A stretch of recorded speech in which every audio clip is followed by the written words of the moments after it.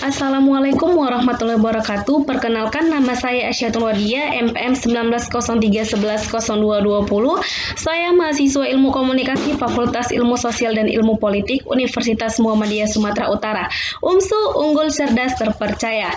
Di sini saya akan membawakan materi Gerakan Pembaruan Islam periode klasik yang terbagi menjadi dua. Yang pertama, periode Ibnu Taimiyah yang melatar belakangi umat Islam dianggap sebagai orang yang dapat menghambat segala sesuatu setiap tindakan. Yang kedua, periode Muhammad bin Abdul Wahhab yang melatar belakangi berusaha membangkitkan kembali pergerakan perjuangan Islam secara murni.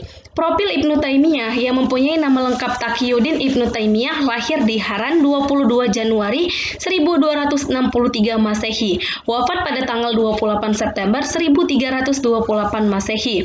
Ibnu Taimiyah berasal dari keluarga yang religius. Ayah dan kakeknya seorang syekh dan seorang ulama yang menguasai berbagai ilmu yang juga termasuk penghafal Al-Quran. Pendidikan Ibnu Taimiyah, ia menguasai ilmu rijalul hadis. Kepribadiannya, orang yang teguh pendirian dan mengikuti segala perintah dan menjauhi larangan Allah Subhanahu wa Ta'ala. Pokok pikiran Ibnu Taimiyah terbagi menjadi dua. Yang pertama, pemurnian ajaran tauhid. Ia berusaha mengembalikan ajaran sesuai dengan Al-Quran dan As-Sunnah yang sahih, bukan sekadar akal. Yang kedua, sanggahan terhadap filsafat. Ibnu Taimiyah menyerang salah satu landasan logika Aristoteles. Yang kita ketahui, agama dan logika itu tidak bisa disamakan. Contohnya seperti terjadinya siang dan malam. Menurut Aristoteles atau menurut ilmu fisika atau biologinya, terjadi siang dan malam akibat pergerakan bumi.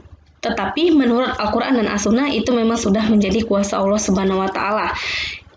Yang kedua, profil Muhammad bin Abdul Wahhab yang lahir di Unayyah tahun 1701 Masehi, wafat pada tanggal 29 Syawal 1206 Hijriah, bertepatan tahun 1793 Masehi.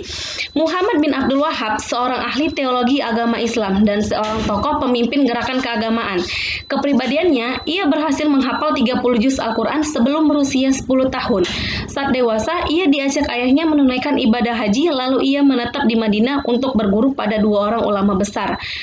Ada dua bidang pokok ajaran Muhammad bin Abdul Wahhab. Yang pertama, bidang tauhid yang menjelaskan, menegaskan hanya menyembah kepada Allah dan siapa yang menyembah selain Allah akan dibunuh.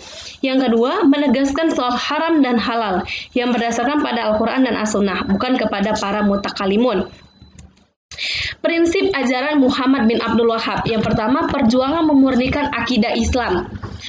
Pada saat itu, di daerah Muhammad bin Abdul Wahhab, masyarakat di daerahnya masih menyembah makam-makam yang dianggap keramat, bahkan meminta pertolongan kepada makam-makam tersebut. Nah, Nabi Muhammad bin Abdul Wahhab berusaha memurnikan atau menghilangkan tradisi tersebut. Yang kedua, kehidupannya di Diriyah.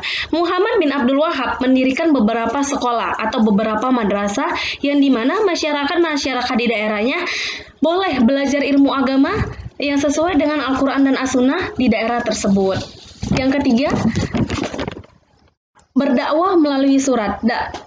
Muhammad bin Abdul Wahhab mengirimkan surat-surat dakwanya itu ke seluruh penjuru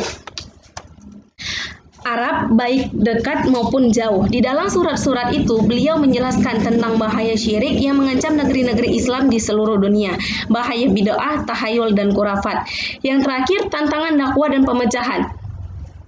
Pada hakikatnya, ada tiga golongan musuh beliau dalam berdakwah. Yang pertama, golongan ulama khurafat. Mereka mendirikan bangunan di atas kuburan lalu meminta bantuan dan syafaat pada penghuni kuburan. Semua itu adalah agama dan ibadah. Yang kedua, golongan ulama tasawuf. Mereka hanya taklid belaka dan percaya saja terhadap berita-berita negatif mengenai syekh yang disampaikan oleh kumpulan orang pertama.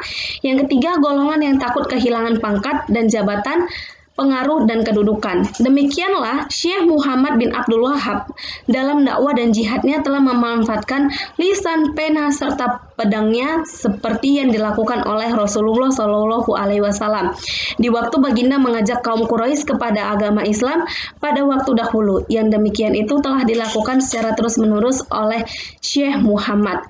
Sekian presentasi dari saya. Terima kasih.